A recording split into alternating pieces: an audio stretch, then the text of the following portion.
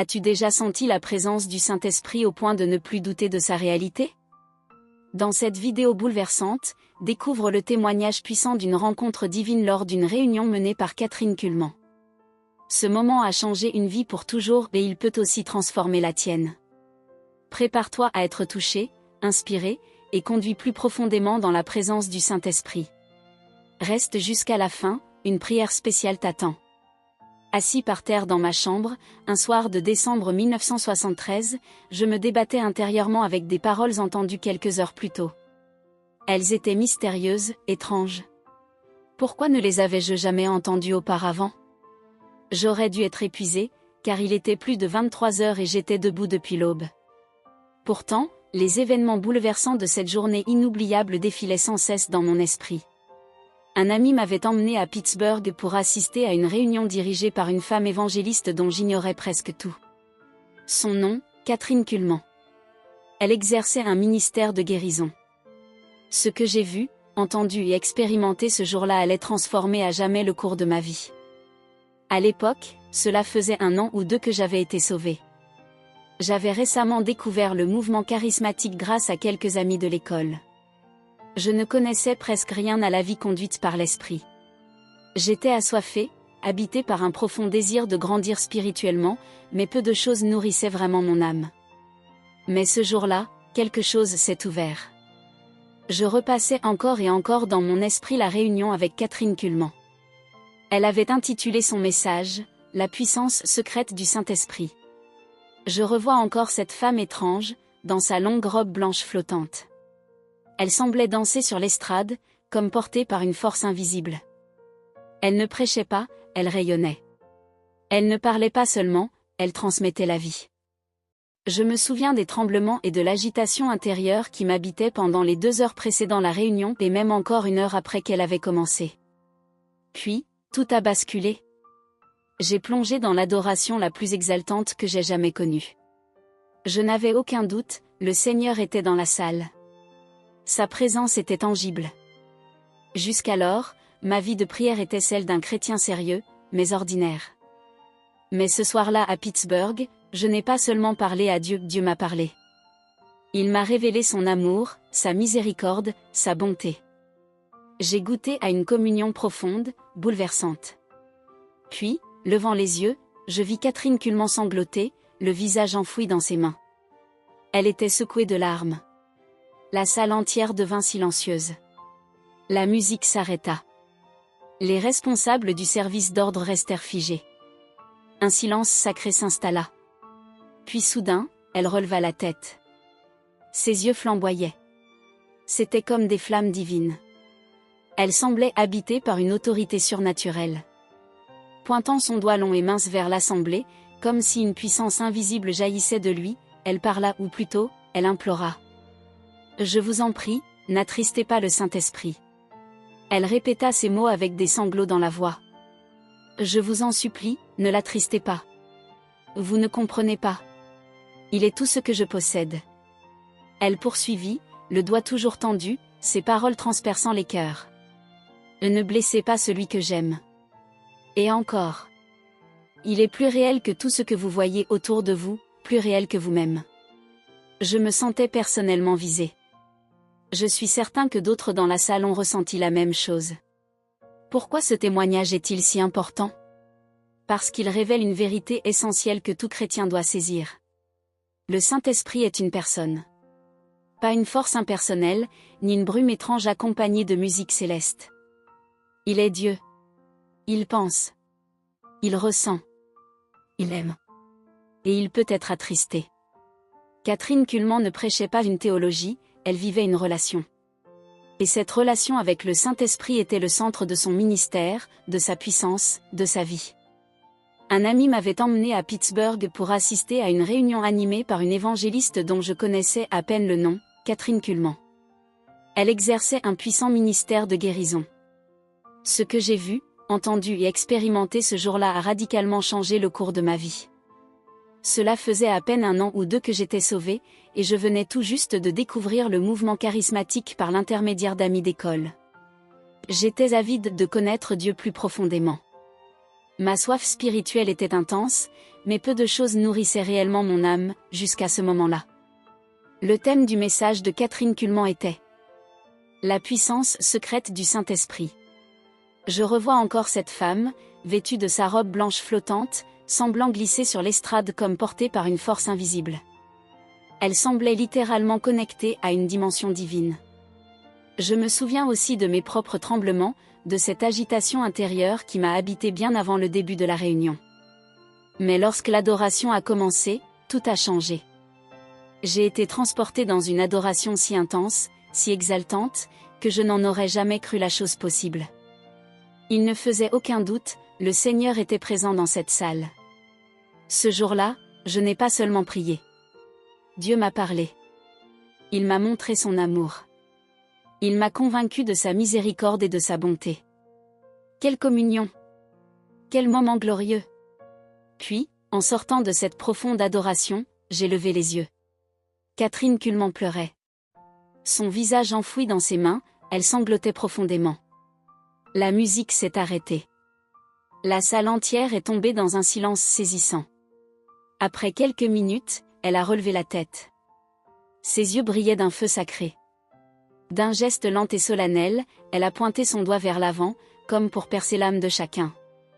Puis, d'une voix brisée par l'émotion, elle a supplié. « Je vous en prie, n'attristez pas le Saint-Esprit. » Et encore. « Je vous en supplie, ne le blessez pas.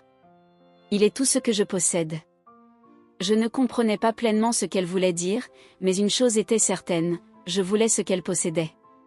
Ce soir-là, de retour dans ma chambre, c'est tout ce que je désirais.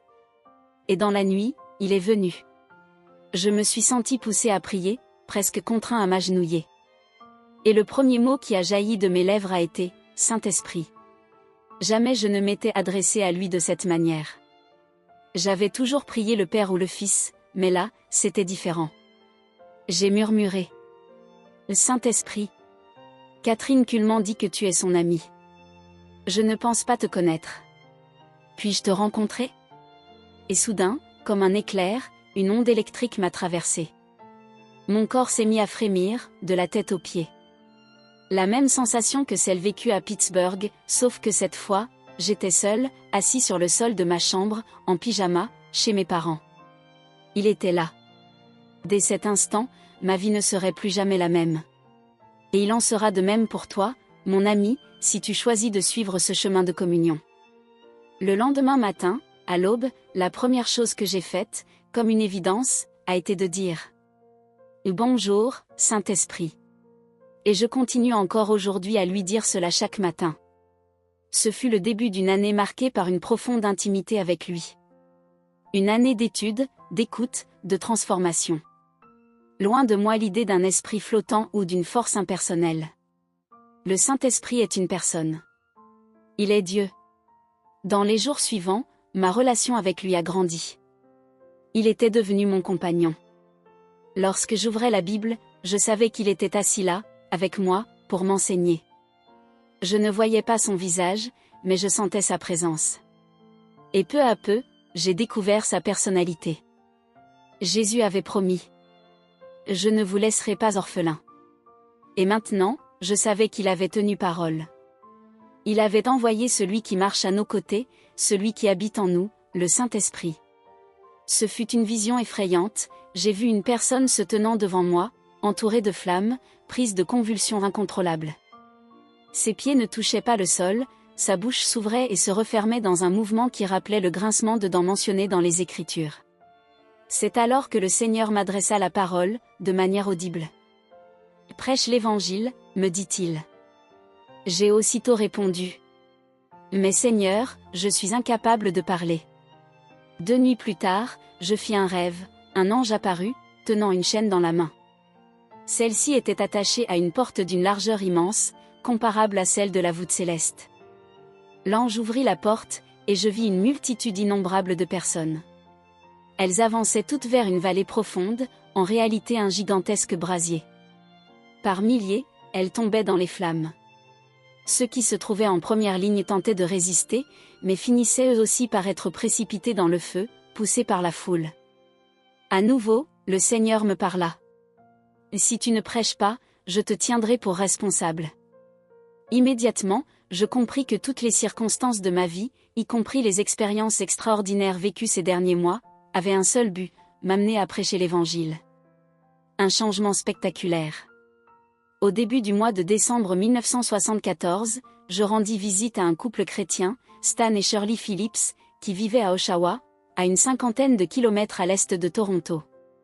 Je n'avais encore parlé à personne de mes rêves, de mes visions ni de mes expériences spirituelles. Je n'avais pas non plus obéi à l'appel de Dieu à prêcher. Mais ce jour-là, tout allait changer. Je leur demandai. Puis-je vous confier quelque chose? Ils acquiescèrent, pleins d'attente. Alors, je me suis ouvert à eux, autant que mon bégaiement me le permettait. Ils m'écoutèrent avec beaucoup de patience pendant près de 3 heures. Finalement, Stan m'interrompit avec enthousiasme. Benny, il faut que tu viennes ce soir à notre église pour partager cela. Stan et Shirley faisaient partie d'un groupe d'environ 100 personnes appelé Silo, rattaché à l'Assemblée de Dieu Trinity d'Oshawa. Je les accompagnais donc au culte, ce soir-là, avec mes longs cheveux, ma tenue décontractée et toujours mon problème d'élocution. Je n'avais aucune idée de ce qui allait se passer. Assis dans l'auditoire pendant la première partie du culte, j'étais tendu et même paniqué. J'avais peur d'être ridicule, qu'on se moque de moi. J'avais déjà vécu cela par le passé, et je n'étais pas prêt à le revivre. Mais voilà, Stan m'avait déjà présenté à l'assemblée. Je me dirigeais donc vers la chaire. Je n'y étais encore jamais monté. Il m'avait simplement demandé de témoigner de mes expériences spirituelles. Terrifié, j'ouvris la bouche, et à cet instant précis, quelque chose toucha ma langue, l'engourdissant. Je me mis à parler avec une aisance surprenante, trop vite même, au point de devoir me dire intérieurement de ralentir. Je prêchais l'Évangile. Aussi inconcevable que cela puisse paraître, je m'exprimais clairement, sans aucune hésitation. Et depuis ce jour, je n'ai jamais cessé de le faire. Je racontais à l'assemblée, composée majoritairement de jeunes, comment j'avais rencontré le Saint-Esprit dans ma chambre. Comment, depuis 1 an, je lui parlais, lui posais des questions et l'écoutais. Comment rencontre-t-on le Saint-Esprit, ai-je lancé, presque pour la forme. À genoux? Étendu sur le dos? En marchant dans sa chambre? En chantant simplement un cantique? Non. Il n'y a qu'un seul chemin vers le Père, le Fils et le Saint-Esprit, la prière. Je continuai de parler en ces termes pendant près d'1 heure. Puis je sentis qu'il était temps de conclure. Pourtant, je voulais encore leur parler de Moïse, car le Saint-Esprit m'avait révélé à son sujet des choses qui m'émerveillent encore aujourd'hui. Soudain, je me sentis plus assuré. Moïse demanda à l'Éternel, « Fais-moi voir ta gloire », déclarai-je. Notez bien que personne ne peut faire une telle demande sans se trouver dans le lieu très saint. 40 jours s'étaient écoulés avant que Moïse puisse faire cette requête. Rappelez-vous, Dieu l'avait touché. Une communion profonde s'était établie, faite d'adoration, de beauté, d'extase. La présence du Tout-Puissant avait imprégné l'atmosphère, une assurance s'était installée. C'est alors que Moïse put dire à Dieu, « Fais-moi voir ta gloire ». Il avait payé le prix. Et je poursuivis. « L'Éternel, j'ai passé les 40 derniers jours auprès de toi, ici, sur la montagne. Je suis réduit à néant. Fais-moi voir ta gloire. » Et Dieu passa devant lui. Bien que Moïse ne le vit que de dos, il vit la gloire, la nature merveilleuse de Dieu. Je ne me suis pas arrêté là. Désirez-vous la présence de Dieu? L'ai-je demandé. Alors cessez de vous mettre en avant. Si vous perdez de vue votre propre personne, vous verrez Dieu. Je me suis détendu. Puis j'ai pensé. Je vais prier dans ma chambre dès que j'en aurai l'occasion. Et j'inviterai à nouveau le Saint-Esprit à venir. Je chancelais à chaque fois et tombais même, au point de chercher un endroit où je puisse me tenir ou m'agenouiller sans risque, allant jusqu'à m'adosser contre un mur. Cependant, je ne m'attendais nullement à ce qu'un événement semblable survienne lors d'une réunion publique. J'ai donc levé les mains en disant « Saint-Esprit, tu es le bienvenu ici. Viens à présent, je t'en prie. » À cet instant même, la puissance de Dieu envahit la salle. Des membres de l'assemblée commencèrent à pleurer, et beaucoup tombèrent sous la puissance divine. Seigneur bien-aimé, que dois-je faire maintenant? Demandai-je. Je me tournai alors vers le frère qui présidait la réunion, espérant qu'il viendrait reprendre le déroulement du culte. Mais à l'instant même où je lui fis signe, il fut projeté à la renverse, à 1 ou 2 mètres en arrière. Plus j'essayais de l'appeler à moi, plus il semblait reculer, comme s'il était repoussé par une force invisible. Personne ne pouvait m'approcher. C'est alors que je compris que chaque fois que cette onction s'était manifestée au cours de l'année écoulée, quiconque se trouvait dans la pièce avec moi tombait également sous l'effet de la puissance de Dieu. Le responsable du groupe tenta à plusieurs reprises de s'approcher de moi, mais chaque fois, il allait se heurter contre le mur. Finalement, je m'adressai simplement à l'assemblée. Nombreux étaient ceux qui pleuraient à genoux. Je leur parlais davantage de la personne du Saint-Esprit. Puis, sans plus prier, je terminai. Le prophète Ésaïe déclare: le joug sera détruit à cause de l'onction, Ésaïe 10 verset 27. C'est exactement ce qui s'était produit. Lorsque l'onction survient, l'emprise de Satan sur la vie des hommes est brisée.